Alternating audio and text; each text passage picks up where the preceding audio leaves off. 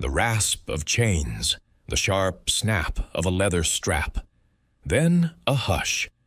Under the scorching midday sun of New Mexico territory, a young woman stood barefoot on the creaking wooden plank, her wrists locked in weathered iron shackles. The crowd's eyes were cold, appraising her like cattle at market. The auctioneer's grin was eager, sweat beaded on his brow. Even a decade after the Civil War, illicit auctions like this still operated in hidden barns and back roads where human lives were traded under cover. Next, number 23.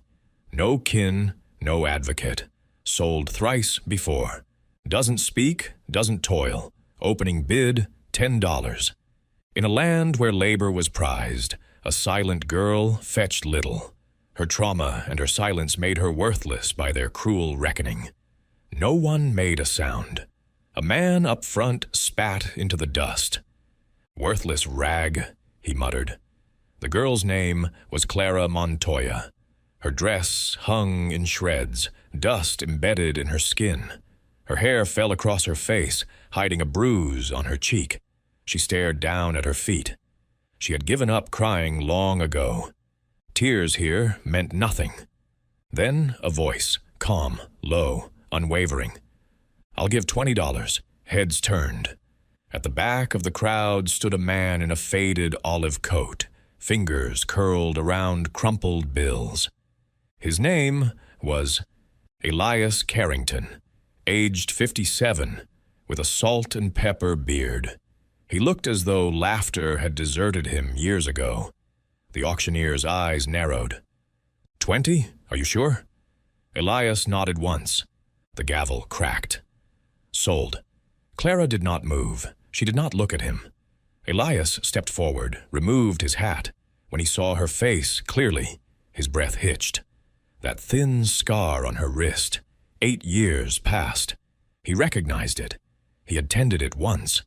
He remembered a little girl hiding behind her mother, asking if the mark would stay.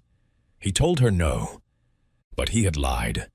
The auctioneer thrust Clara forward. She stumbled. Elias caught her. Her body was trembling. Her skin felt fever-hot. She glanced at him then, her green eyes dim, hollow. He whispered to her, "Clara." Her face remained impassive.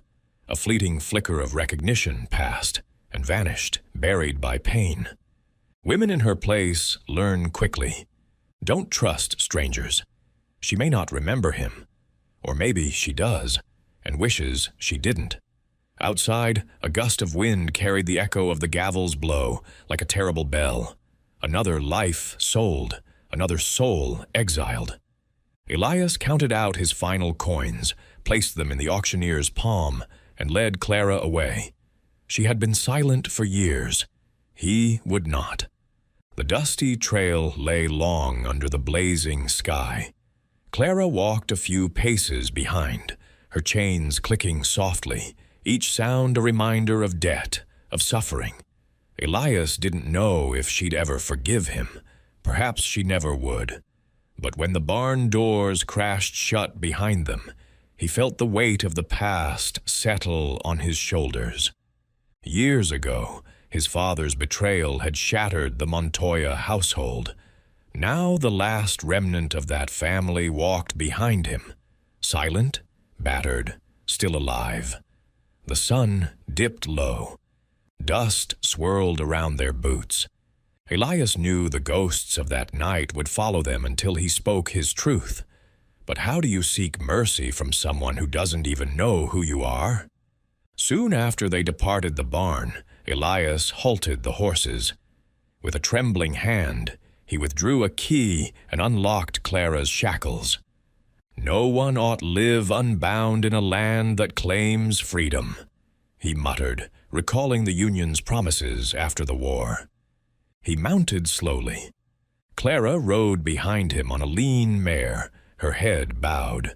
Only the faint rattle of her chains stirred in the silence. He could almost feel her fear like heat. Whenever he dared glance back, she stared at the ground, never at him. They stopped beneath a lone elm, its shade a brief refuge. Elias dismounted, tethered the horses, drew a canteen from his saddlebag. He approached gently, not too near. "Here," he offered. Clara hesitated, warily watching him as though he might lash. She finally reached forward, hands trembling. She gripped the canteen, her eyes narrowing. She had seen too many false mercies since the war. She drank, wiped her lips, then looked at him directly for the first time. Her voice was soft, yet sharp as a blade. "So, what did you pay for exactly? Do what you want now." Elias froze. Her bitterness struck harder than any bullet. He knelt slowly, hands open, empty. "I bought you so no one else would." She let out a short, bitter laugh. "That makes everything better, does it?" He said nothing. No answer sounded right. They sat in the heat, silence stretching wide between them. Elias stared at his dusty boots, sweat crusting his palms.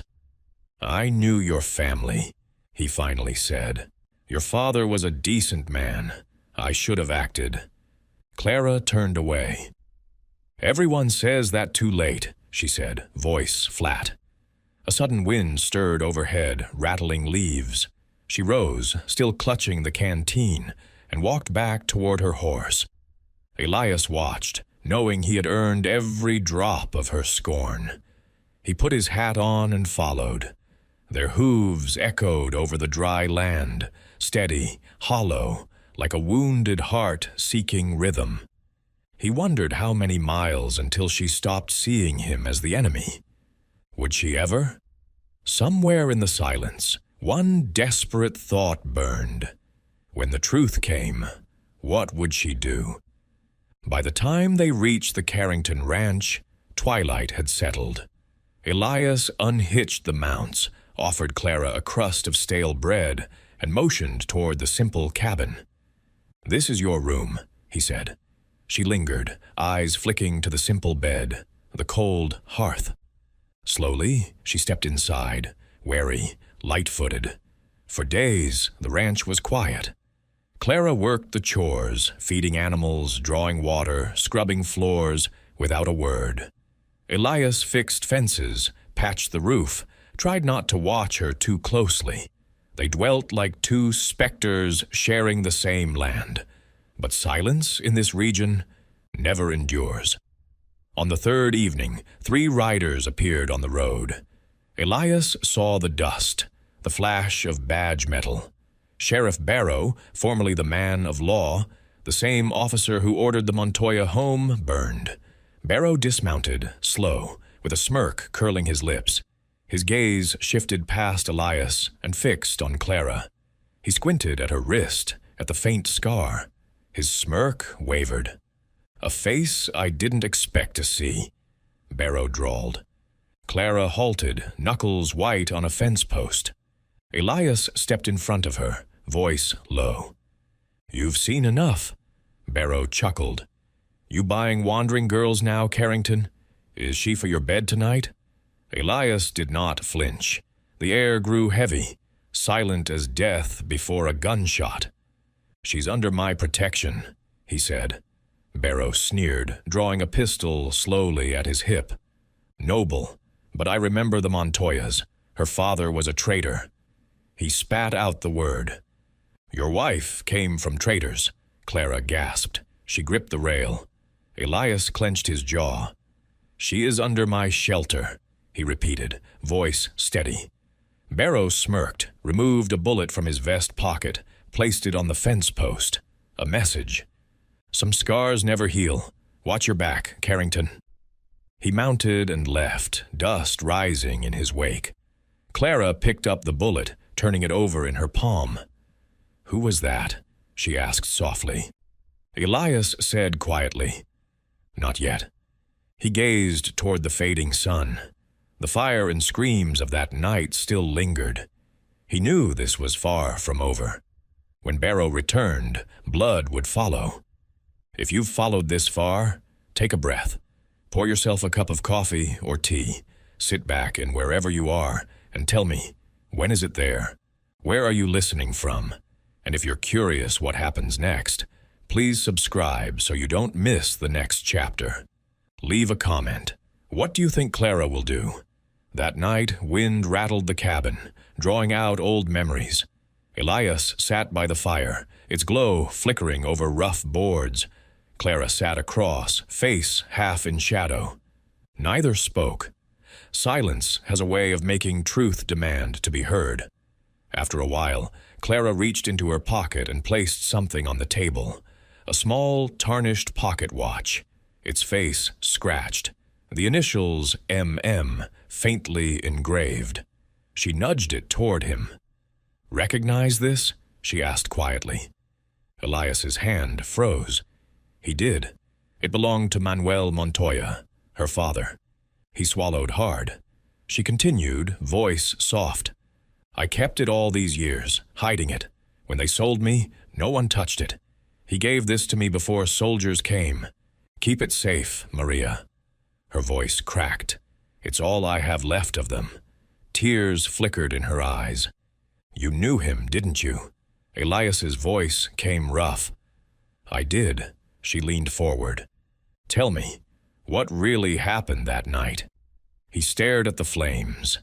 They twisted in the dark. Finally, he spoke, each word heavy. "My father struck a deal with the officers to seize your land. I overheard. I raced to warn your home, but I was too late. The flames consumed them. I stood by. I did nothing. I lived when they died."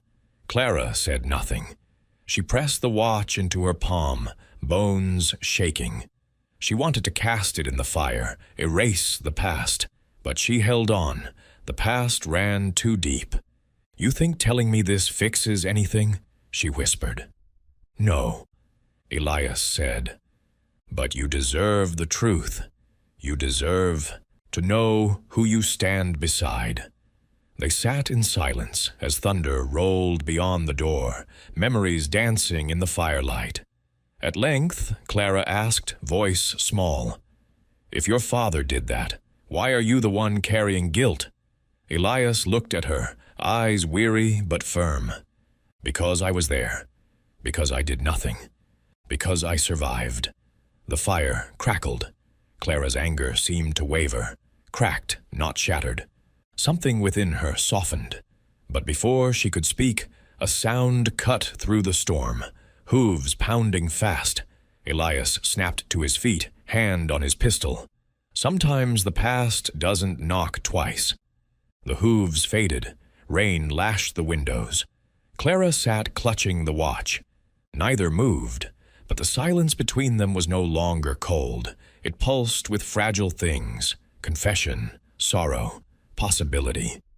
Morning arrived with clean air and soft light. Elias stepped outside to repair a broken fence post, his back aching with remorse. Clara's voice startled him. She stood behind him, holding a hammer. "You've been doing it wrong." Her tone was dry, almost teasing.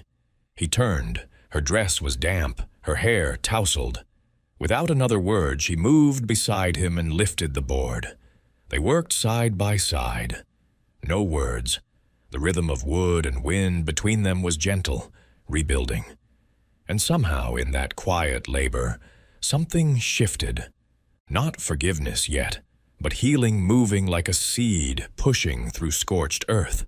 Elias used scrap wood to carve 2 markers by the fence line, one inscribed Manuel Montoya, the other simply family. When Clara saw them, tears broke free. She knelt, traced the letters.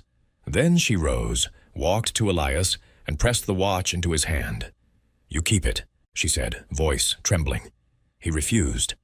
"No, this belongs to them." She managed a tired smile. "Then let it stay here." That night, Clara slept not in the corner but by the window, watching stars. Elias sat across, chest heavy, but for the first time he felt like he could breathe. Days rolled into weeks. Clara stayed. She tended plants, repaired clothing, handed him tools when he faltered in the mud. Small gestures, building trust piece by piece, like rebuilding a broken home. Gradually, the ghost haunting the ranch receded. Perhaps forgiveness doesn't burst forth in a moment. Maybe it grows quietly, like grass through scorched earth. And maybe that's what healing is. If you ever carried a guilt too heavy to name, what would it take for you to forgive yourself? And if someone harmed you, could you allow them to right it? Take a breath. Reflect. If this story stirred something in you, like this video, comment your thoughts and subscribe so you don't miss the next episode of Clara and Elias's journey home. Thank you for staying with me. I'll see you in the next chapter.